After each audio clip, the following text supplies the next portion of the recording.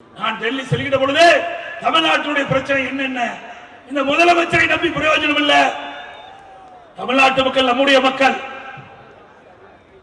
ஏழை மக்கள், 100 நாள் வேலை திட்டத்தில் பணிபுரிகின்ற மக்கள், ஏழை மக்கள். அந்த மக்களுக்கு வர வேண்டிய அந்த நிதி வரவில்லை. அதை உடனடியாக விடுவிக்க வேண்டும் என்று நான் மனுவாக கொடுத்தேன். உடனடியாக சுமார் 3000 கோடி மத்திய அரசு விடுவித்தது. முன்னால் பெற முடிஞ்சதா? முதலமைச்சர் தப்பட்டம் அடித்துக் கொள்கிறீர்களே, இந்த ஏழை மக்களுடைய பிரச்சனையை உங்களால் தீர்க்க முடிஞ்சதா? உங்களுடைய அரசாங்கம் இருக்கின்றது. மக்களிடத்திலே இருக்கின்ற பிரச்சனை அதை முறையாக மத்திய அரசு எடுத்து சொல்லி அதற்கு தேவையான நிதியை பெற்று அவருடைய பிரச்சனை தீர்த்துக்க வேண்டும். தவறிய முதலமைச்சர் ஸ்டாலின் அவர்கள். அது மட்டுமல்ல, மெட்ரோ ரயில் திட்டம் சென்னையில் நடந்துட்டு இருக்குது. 63,000 கோடியில் அதிமுக ஆட்சியில் தான் திட்டத்தை கொண்டாந்து அடிக்கல் நாட்டினோம்.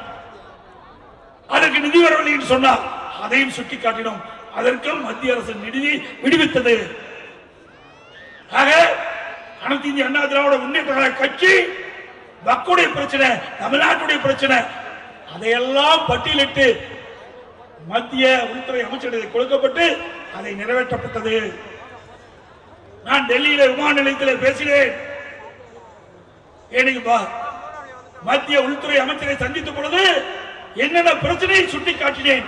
இதற்கெல்லாம் நீங்கள் தீர்வு காண வேண்டும் என்று கோரிக்கை வைத்தோம் என்று அங்கே பேசினேன். அதையெல்லாம் விட்டுட்டார். எடப்பாடி பழனிசாமி 3 கார்ல போனாருங்க. நடந்து போவேன், அதுக்கு என்னுடைய விருப்பம் ஐயா. உன்ன மாதிரி என்ன கோடி கோடியா கொள்ளையடிச்சு வச்சிருக்கிறேன். முதல் விமானத்திலிருந்து இறங்குதையும் அண்ணன் தம்பித்துறை கார்ல போனேன். அவரு அங்கே இறக்கி விட்டு அவர் வீட்டுக்கு போயிட்டார். நான் அங்கிருந்து வேற கார்ல ஹோட்டலுக்கு போனேன். ஒரு தங்கி இருக்கிற ஒரு நண்பர் இடத்துக்கு போய் பார்க்கறதுக்காக போனேன். அதுக்கு பிறகு நான் தங்கி இருந்த இடத்துல இருந்து வேற ஒரு கார் ஒரு நண்பர் கொடுத்தார்.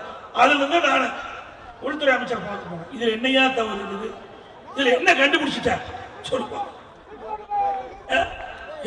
உள்துறை அமைச்சர் போய் பாத்தீங்கன்னா அவர் என்ன பாகிஸ்தான் இருக்கிற அமைச்சரா? இந்திய நாட்டுடைய உள்துறை அமைச்சர் ஐயா. அவரை தான் நான் பார்க்க போனேன். நான் பார்க்க போறதுக்கு முன்பாகவே சட்டமன்றத்தில் நீங்க பேசுறீங்களா?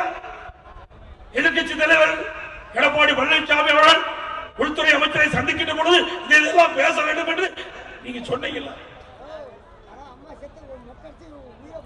நாம பார்க்கறதெல்லாம் பொறுக்கல.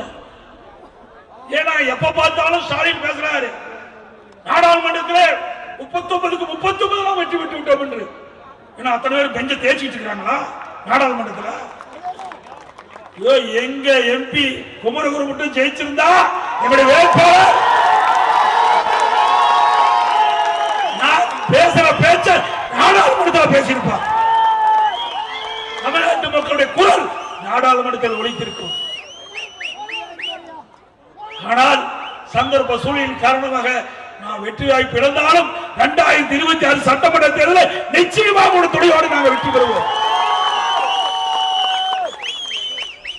2024 நாடாளுமன்ற தேர்தல் நடைபெற்றது. அப்பொழுது அறிவிச்சவர் குமரகுருவை சந்தித்து நான் கேட்டேன், தம்பி இந்த நாடாளுமன்றத்தில் யார் நிற்க போறாங்க? கள்ளக்குறிச்சியில் கேட்டேன்.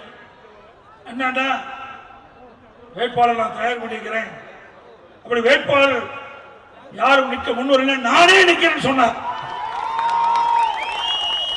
தமிழ்நாட்டிலேயே துணிச்சலோடு நான் இந்த கள்ளக்குறிச்சி நாடாளுமன்ற வேட்பாளராக போட்டியிடுவேன் என்று தகுதியாக சொல்லி நாடாளுமன்றத்தில் நின்று குறைந்த வாக்கு வித்தியாசத்தில் வெற்றி வாய்ப்பு இழந்தார். செய்திகளை உடனுக்குடனும் துல்லியமாகவும் தெரிந்து கொள்ள சப்ஸ்கிரைப் பண்ணுங்க.